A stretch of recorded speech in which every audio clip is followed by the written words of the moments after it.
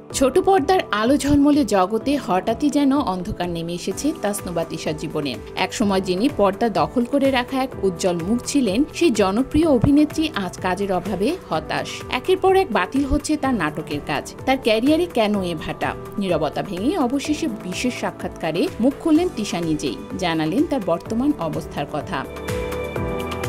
তিশা বলেন, কাজ আমার প্রেম, সংসারের জন্য কাজ, এসব কিছুর যোগ ফলে আসলে কাজ হয় না।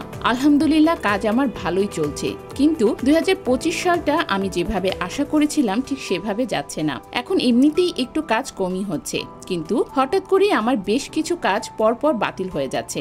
কালকে শুটিং, রাতে ফোন দিয়ে বলছে কাল শুটিং হবে না। এমনকি কেন কাজটা হবে না এ বিষয়ে কেউ নির্দিষ্টভাবে কোনো কারণও বলতে পারছে না। কাজ বাতিল হওয়ার বিষয়ে তিশা আরো বলেন, কেন আমার কাজ বাতিল হচ্ছে এটা আসলে আমি বুঝতে পারছি না। তবে হ্যাঁ, আমার কাজে ভাটা পড়ে যাচ্ছে। যেহেতু আমি পুরোপুরি অজানা যে কার কারণে এমন হচ্ছে, তাই নাম নিতে পারছি না। তবে আমি তো কারো ক্ষতি করিনি। আমার জানা মতে আমি কারো উপকার ছাড়া ক্ষতি কখনোই করিনি এবং চাইও না। আমি কখনো এসব বিষয়ে ভাবি না, কারণ আমি সবসময় ব্যস্ত থাকি নিজের ফ্যামিলি এবং কাজ নিয়ে। আমি নিজের মধ্যে থাকতেই বেশি পছন্দ করি। তবে আমার এই কাজ হারানোর বিষয়ে অবশ্যই কোনো কনস্পিরেসি চলছে, তা না হলে এমন হবেই বা কেন।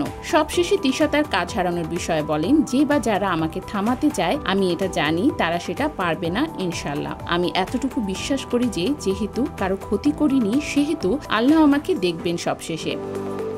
বর্তমানে তাসনুবা তিশা অভিনেতা মোশাররফ করিমের সঙ্গে তাইফুর জাহান আশিকের পরিচালনায় সংসার বিষের বড়ি নামক একটি নাটকে অভিনয় করছেন। সবকিছু ঠিক থাকলে আসন্ন ঈদুল আজহায় মুক্তি পাবে নাটকটি। তবে কোন প্ল্যাটফর্মে মুক্তি পাবে সে বিষয়ে নির্মাতারা এখনো নিশ্চিত কিছু জানাননি।